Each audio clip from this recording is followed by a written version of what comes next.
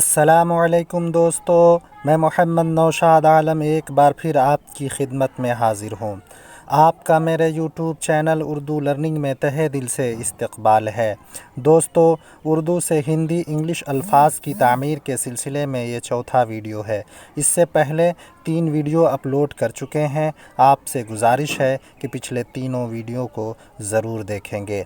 अगर आप मेरे चैनल पर नए हैं तो चैनल को सब्सक्राइब करें और बेल आइकन को दबाना ना भूलें ताकि आपको ताज़ा अपडेट मिलता रहे। तो आइए दोस्तों, बिला ताख़ीर वीडियो को शुरू करते हैं। दोस्तों, ये सभी अल्फाज BBC न्यूज़ से लिए गए हैं। नीचे एक पैराग्राफ भी है, उसे वीडियो के आखिर में हल करेंगे। तो आइए दोस्तों, एक एक लफ्ज़ का ज़िक्र करते हैं। एक लफ्ज़ है इंसानी तरक्याती इशारिया।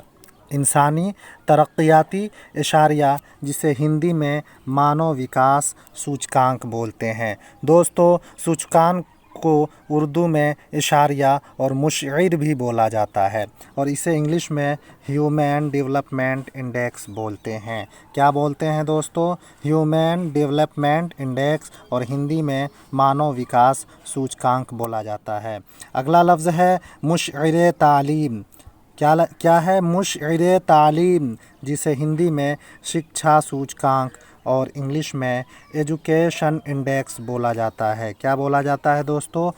एजुकेशन इंडेक्स बोला जाता है। ये एल नहीं है, ये। अगला लफ्ज़ है दोस्तों ख़ाम मुल्की पैदावार या मजमूई मुल्की पैदावार, जिसे हिंदी में सकल घरेलू उत्पाद और इंग्लिश में ग्रॉस डोमेस्टिक प्रोडक्ट बोलते हैं। क्या बोलते हैं दोस्तों? ग्रॉस डोमेस्टिक प्रोडक्ट, जिसे संक्षेप में GDP भी बोला जाता है। अगला लफ्ज़ है दोस्तों मुशईर मुतवक्किअ ज़िंदगी। मुशईर मुतवक्किअ ज़िंदगी, जिसको हिंदी में जीवन प्रत्याशा सूचकांक बोला जाता है, और मुशईर की जगह आप इशारिया भी बोल सकते हैं, जिसे इंग्लिश में लाइफ एक्सपेक्टेंसी इंडेक्स बोला जाता है। क्या बोला जाता है दोस्तों? जीवन प्रत्याशा सूचकांक, मुशईर मुतवक्किअ ज़िंदगी, लाइफ एक्सपेक्टेंसी इंडेक्स। अगला लफ्ज़ है दोस्तों एहसास कमतरी। एहसास कमतरी को हिंदी में हीन भावना और इंग्लिश में इन्फेरियॉरिटी बोलते हैं। अगला लफ्ज़ है दोस्तों वसीअतर माना।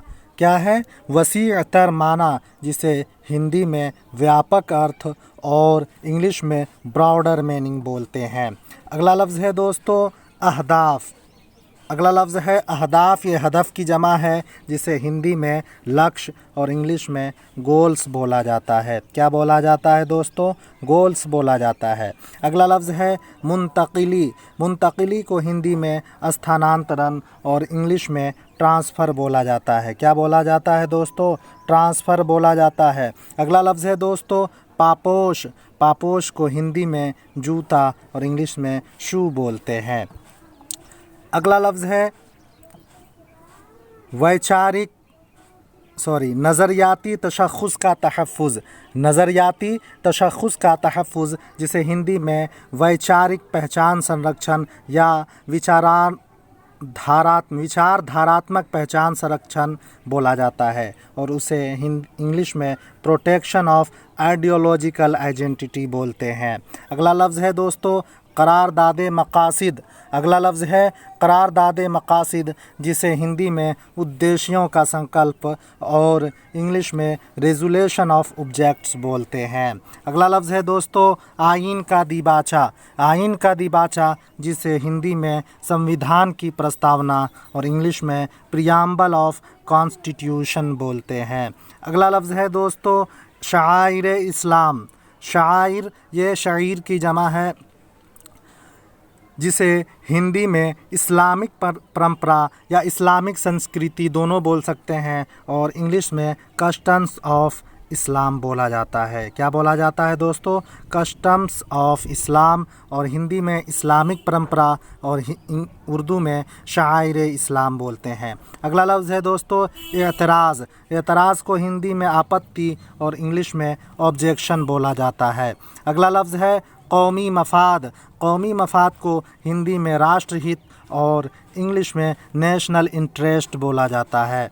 अगला लफ्ज़ है मजहबी अक़दार। मजहबी अक़दार, अक़दार ये क़द्र की जमा है, जिसे हिंदी में धार्मिक मूल्य और इंग्लिश में रिलीजियस वैल्यूज़ बोलते हैं। अगला लफ्ज़ है दोस्तों फ़िरक़ा वाराना हम आहंगी। फ़िरक़ा वाराना हम आहंगी, जिसे हिंदी में सांप्रदायिक सौहार्द या सांप्रदायिक सद्भावना बोला जाता है और इंग्लिश में कम्युनल हार्मनी बोलते हैं। कम्युनल हार्मनी बोला जाता है। अगला लफ्ज़ है हतमी फ़ैसला। हतमी फ़ैसला को हिंदी में अंतिम निर्णय और इंग्लिश में फ़ाइनल डिसीज़न बोला जाता है। अगला लफ्ज़ है दोस्तों फ़हमो काबिलियत। अगला लफ्ज़ है फ़हमो काबिलियत। फ़हमो काबिलियत को हिंदी में समझ व योग्यता और इंग्लिश में अंडरस्टैंडिंग एंड एबिलिटी बोलते हैं। अगला लफ्ज़ है दोस्तों छापा खाना। छापा खाना को हिंदी में मुद्रणालय और इंग्लिश में प्रिंटिंग प्रेस बोला जाता है। अगला लफ्ज़ है मुकर्ररा मेयार। मुकर्ररा मेयार को हिंदी में निर्धारित मानक और इंग्लिश में प्रेस्क्राइब्ड स्टैंडर्ड बोलते हैं। अगला लफ्ज़ है दोस्तों इल्ज़ाम। इल्ज़ाम को हिंदी में आरोप और इंग्लिश में एलिगेशंस बोलते हैं। अगला लफ्ज़ है दोस्तों फ़र्द जुर्म। फ़र्द जुर्म को अभियोग और इंग्लिश में चार्ज बोला जाता है। अगला लफ्ज़ है दोस्तों ब्यूरोक्रेट। ब्यूरोक्रेट को हिंदी में नौकरशाह और इंग्लिश में ब्यूरोक्रेट ही बोलते हैं। अगला लफ्ज़ है दोस्तों मुस्तगीस। मुस्तगीस को मुद्दई भी बोला जाता है और उसे हिंदी में वादी और इंग्लिश में प्लेंटिफ बोलते हैं। अगला लफ्ज़ है असल मुद्दा। असल मुद्दा को हिंदी में मुख्य मुद्दा और इंग्लिश में ओरिजिनल इशू बोला जाता है। अगला लफ्ज़ है फ़लसफ़ा। फ़लसफ़ा को दर्शन शास्त्र और इंग्लिश में फ़िलॉसफ़ी बोलते हैं। अगला लफ्ज़ है दोस्तों जोग्राफ़िया। जोग्राफ़िया को हिंदी में भूगोल और इंग्लिश में ज्योग्राफी बोलते हैं। अगला लफ्ज़ है मनाफ़ी। मनाफ़ी को हिंदी में विरुद्ध और इंग्लिश में अगेंस्ट बोला जाता है। अगला लफ्ज़ है मुक़द्दस हस्ती। इसे हिंदी में पवित्र व्यक्ति और इंग्लिश में हॉली मैन बोलते हैं। अगला लफ्ज़ है दोस्तों सरे वर्क। सरे वर्क को सरे वर्क सरे वर्क को हिंदी में मुख्य पृष्ठ और इंग्लिश में टाइटल पेज कहा जाता है। अगला लफ्ज़ है दोस्तों इस्लामी नज़रियाती कौंसिल, जिसे हिंदी में इस्लामिक विचारधारात्मक परिषद और इंग्लिश में इस्लामिक आइडियोलॉजिकल कौंसिल बोला जाता है। अगला लफ्ज़ है दोस्तों आहद करना। आहद करना को हिंदी में प्रतिज्ञा करना और इंग्लिश में टू प्लेज बोलते हैं। अगला लफ्ज़ है दोस्तों मुक़द्दस अलक़ाबात। मुक़द्दस अलक़ाबात को हिंदी में पवित्र उपाधि और इंग्लिश में हॉली टाइटल बोलते हैं। अगला लफ्ज़ है दोस्तों मुज़िर मवाद। मुज़िर मवाद को हिंदी में हानिकारक सामग्री और इंग्लिश में हार्मफुल कंटेंट बोला जाता है। अगला लफ्ज़ है दोस्तों मजाज अफ़सर। मजाज अफ़सर को हिंदी में सक्षम अधिकारी और इंग्लिश में ऑथोराइज्ड ऑफिसर बोला जाता है। अगला लफ्ज़ है दोस्तों मुसव्वदा कापी। मुसव्वदा व कापी, जिसे हिंदी में प्रारूप एवं प्रति और इंग्लिश में ड्राफ्ट एंड कॉपी बोलते हैं। पाबंद होना, इसे बोलते हैं बाध्य होना, बी बाउंड। अगला लफ्ज़ है हतमी राय यानी अंतिम मत और इंग्लिश में उसे फाइनल ओपिनियन कहा जाता है। ऑर्डिनेंस। ऑर्डिनेंस को इंग्लिश में ऑर्डिनेंस ही और हिंदी में अध्यादेश कहा जाता है। अगला लफ्ज़ है दिफा। दिफा को हिंदी में बचाव और इंग्लिश में डिफेंस बोलते हैं। नज़रिया, जिसे हिंदी में विचारधारा और इंग्लिश में आइडियोलॉजी बोला जाता है। अगला लफ्ज़ है दोस्तों रेफरेंडम। रेफरेंडम को हिंदी में जनमत संग्रह और इंग्लिश में रेफरेंडम ही बोलते हैं। अगला लफ्ज़ है कानून साजी, जिसे हिंदी में विधि निर्माण और इंग्लिश में लेजिस्लेशन बोला जाता है। अगला लफ्ज़ है दोस्तों कौमी सलामती। कौमी सलामती को हिंदी में राष्ट्रीय सुरक्षा और इंग्लिश में नेशनल सिक्योरिटी बोला जाता है। दोस्तों ये थे अल्फाज जिसे उर्दू से हिंदी और इंग्लिश में तर्जमा किया गया है। तो दोस्तों अगर इसमें आपको लगता हो कि इसके अलावा और भी अल्फाज हो सकते हैं या उर्दू से हिंदी या इंग्लिश में इस जो अल्फाज इसमें दिए गए हैं इसके अलावा और भी अल्फाज हो सकते हैं तो आप हमें कमेंट बॉक्स में ज़रूर बताइएगा। और दोस्तों आइए नीचे एक पैराग्राफ दिया गया है, एक इक़्तिबास दिया गया है, उसको हल करते हैं।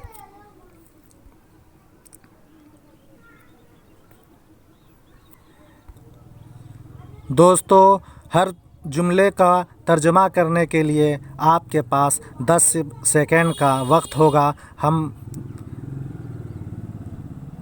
इबारत ख़ानी के बाद 10 सेकंड तक ख़ामोश रहेंगे, आप इसका तर्जुमा कर लेंगे, उसके बाद हम आपको तर्जुमा इसका बताएंगे। तो आइए दोस्तों तर्जुमा निगारी शुरू करते हैं।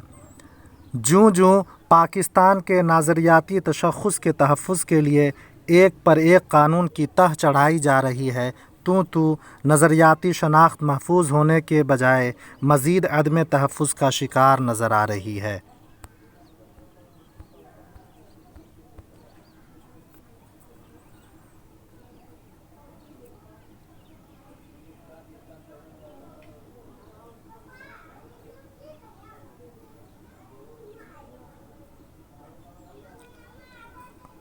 दोस्तों हमें उम्मीद है कि आप इसका तर्जुमा कर चुके होंगे। तो आइए दोस्तों हम इसका तर्जुमा आपको बताते हैं।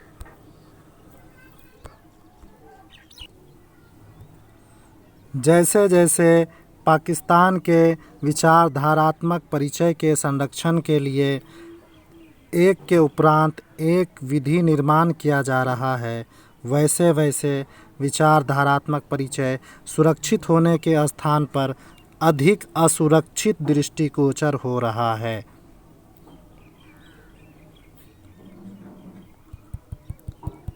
समझ में आ गई होगी बात दोस्तों। चलिए अगले जुमले की तरफ बढ़ते हैं। अगला जुमला है मसलन इस्लामी जमहूरियत पाकिस्तान की नज़रियाती बुनियाद को बरकरार रखने के लिए 1949 में मंजूर करदा करारदाद मकासिद 1973 के आइन के दिबाचे का हिस्सा है।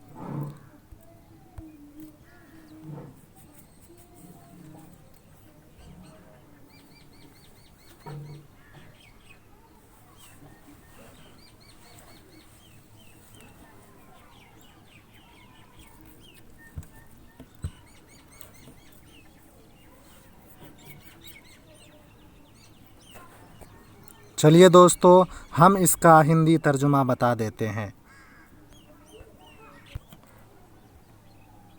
उदाहरण के लिए इस्लामिक गणतंत्र पाकिस्तान की वैचारिक नींवों को बनाए रखने के लिए 1949 में पारित उद्देश्यों के संकल्प 1973 के संविधान की प्रस्तावना का भाग है।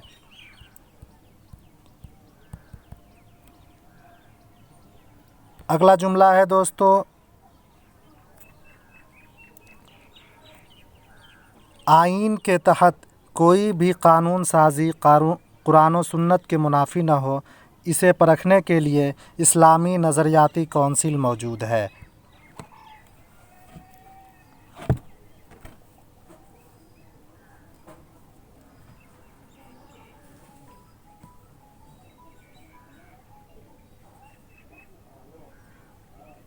चलिए दोस्तों इसका हिंदी तर्जुमा हम बताते हैं।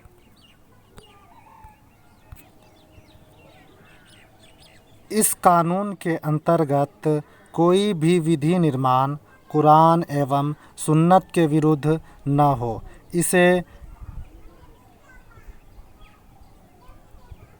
परखने हेतु, यहाँ परखने होगा, इसे परखने हेतु इस्लामी विचारधारात्मक परिषद विद्यमान है। अगला जुमला है दोस्तों अगला जुमला है तौहीन मज़हब के कानून 295 के तहत तौहीन रिसालत व तौहीन कुरान की सज़ा मौत है और दीगर मुक़द्दस हस्तियों की तौहीन पर भी भारी सज़ा मुकर्रर है। तर्जमा कीजिए, 10 सेकंड है आपके पास।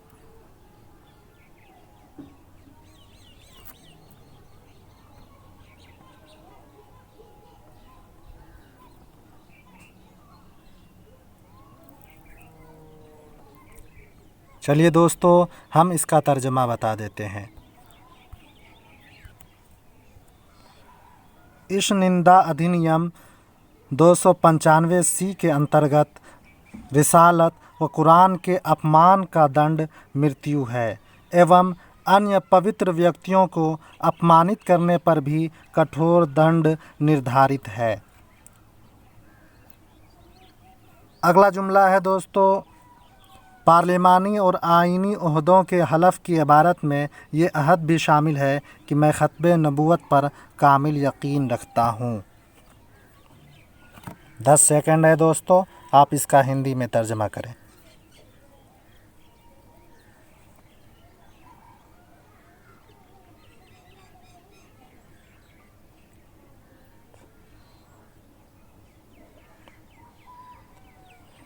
चलिए हम इसका हिंदी तर्जुमा बता देते हैं। संसदीय एवं संवैधानिक पदों के शपथ पत्र में यह प्रतिज्ञा भी सम्मिलित है कि मुझे मोहम्मद सल्लल्लाहु अलैहि वसल्लम के अंतिम नबी होने पर पूर्ण विश्वास है। अगला जुमला है दोस्तों, किसी भी मुसलमान शहरी का शनाख्ती कार्ड ख़त्बे नबूवत पर कामिल यकीन के हल्फ़नामे पर दस्तखत के बग़ैर नहीं बन सकता। 10 सेकंड है, आप इसका हिंदी में तर्जमा कीजिए।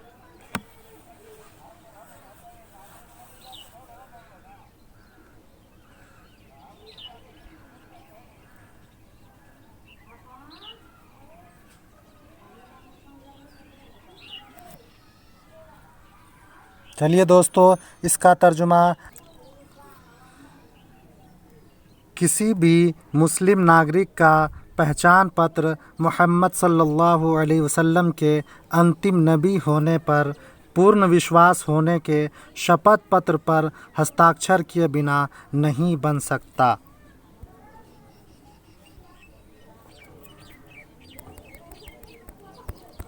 अगला जुमला है दोस्तों,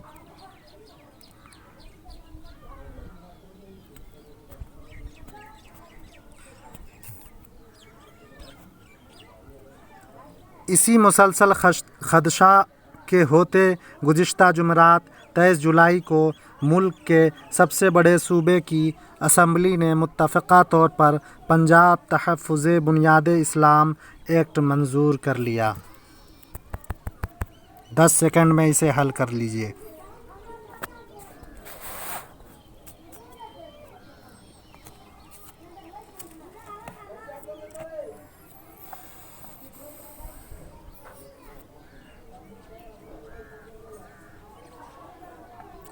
चलिए दोस्तों, इसका हिंदी तर्जमा हम बता देते हैं।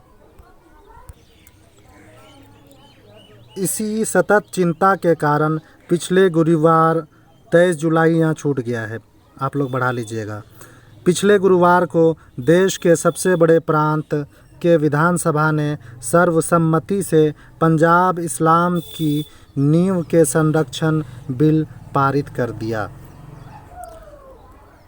अगला जुमला है दोस्तों,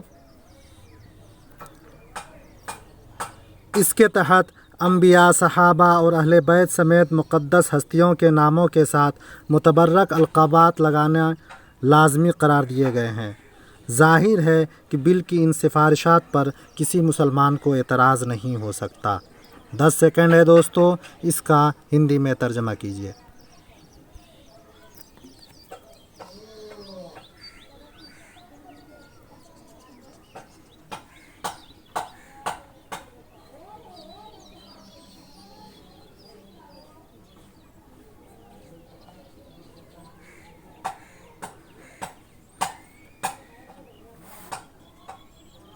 चलिए दोस्तों, इसका तर्जमा हम बता देते हैं।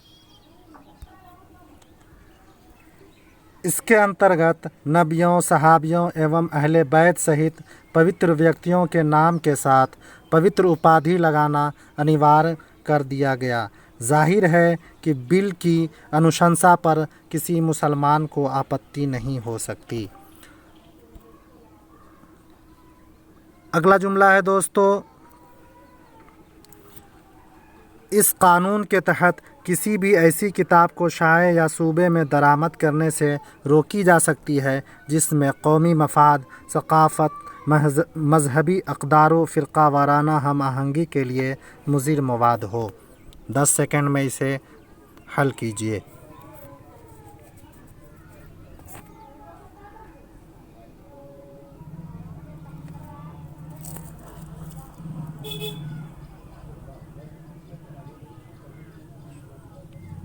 चलिए दोस्तों, हम इसे बता देते हैं।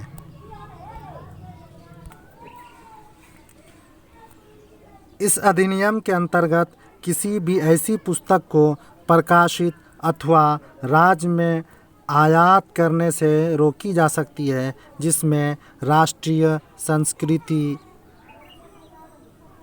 कौमी मफाद, यहाँ राष्ट्रीय हित छूट गया है, इसे बढ़ा लीजिएगा, राष्ट्रीय हित, संस्कृति, धार्मिक मूल्यों एवं सांप्रदायिक सौहार्द या सद्भावना के लिए हानिकारक सामग्री है।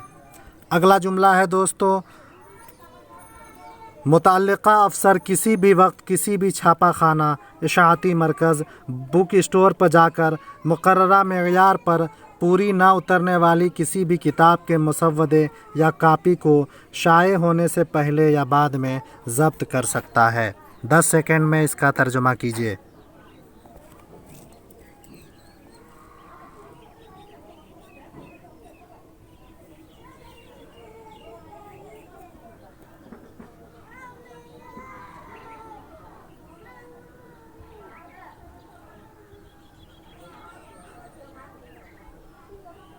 चलिए दोस्तों, इसका तर्जुमा हम बताते हैं। संबंधित अधिकारी किसी भी समय मुद्रणालय, प्रकाशन केंद्र एवं पुस्तकालय पर जाकर निर्धारित मानक पर खरे न उतरने वाली किसी भी पुस्तक के प्रारूप अथवा प्रति को प्रकाशित होने के पूर्व या उपरांत जब्त कर सकता है। अगला जुमला है दोस्तों,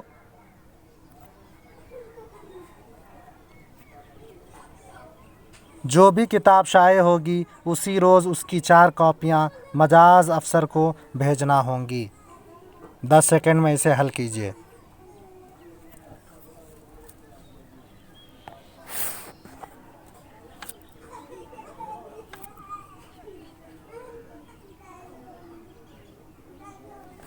दोस्तों, इसका तर्जुमा होगा, जो भी पुस्तक प्रकाशित होगी उसी दिन उसकी 4 प्रतियां सक्षम अधिकारी को भेजनी होगी। भेजना नहीं, भेजनी होगी। अगला जुमला है दोस्तों, मज़हब से मुतालिक जो भी किताबी मवाद DGPR के सामने आएगा वो मवाद DGPR मुत्तहिदा उलमा बोर्ड को पेश करने का पाबंद होगा और ये बोर्ड ही उसे शाये करने न करने के बारे में हतमी राय देगा।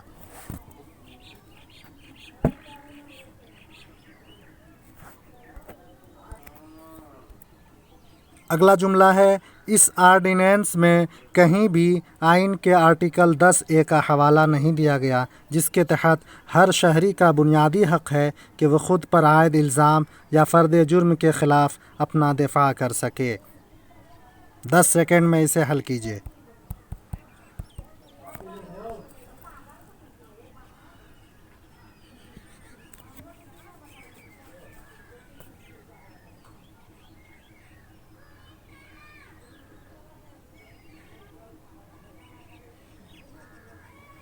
चलिए दोस्तों, हम इसका तर्जुमा बता देते हैं।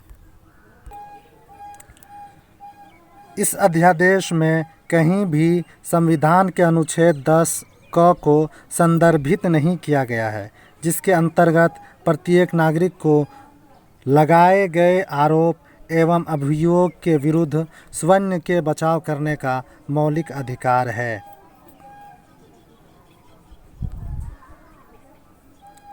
अगला जुमला है दोस्तों, यानी इस कानून के तहत एक ब्यूरोक्रेट मुस्तगीज़ भी है, जज और जल्लाद भी। 10 सेकंड में इसे हल कीजिए।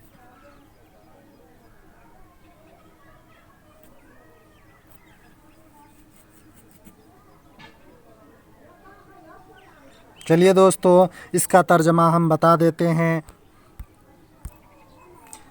अर्थात इस कानून के अंतर्गत नौकरशाह वादी भी है, न्यायाधीश एवं जल्लाद भी। अगला जुमला है दोस्तों,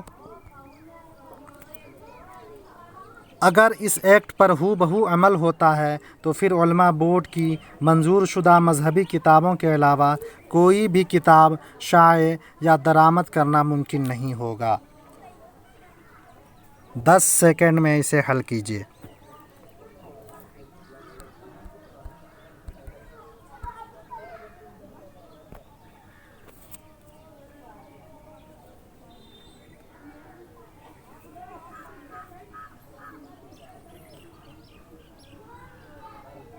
इसका तर्जुमा होगा दोस्तों, यदि इस अधिनियम पर अक्षरशः क्रियान्वयन होता है तो उलेमा परिषद द्वारा अनुमोदित धार्मिक पुस्तकों के अतिरिक्त कोई भी पुस्तक प्रकाशित अथवा आयात करना संभव नहीं होगा। अगला और आखिरी जुमला है दोस्तों, साइंस, तारीख़, फ़लसफ़े, जोग्राफ़िये, हालात हाज़रा, अदबियात वग़ैरह को भूल जाएं। 10 सेकंड में इसे हल कीजिए।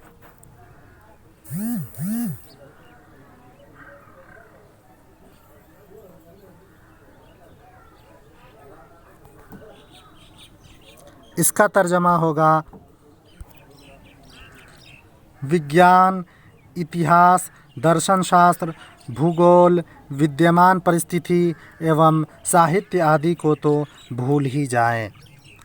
तो दोस्तों, ये थे उर्दू से हिंदी और इंग्लिश अल्फाज की तामीर के सिलसिले में चंद अल्फाज। दोस्तों, ये वीडियो आपको कैसा लगा हमें कमेंट बॉक्स में ज़रूर बताइएगा। और अगर आप ऐसा ही वीडियो देखना पसंद करते हैं तो आप मेरे साथ बने रहें, चैनल को सब्सक्राइब करें और बेल आइकन को दबाना न भूलें और अपने मुफीद मशवरों से हमें ज़रूर नवाजें। अगले वीडियो का इंतज़ार कीजिए। तब तक के लिए खुदा हाफिज़। अस्सलामु अलैकुम।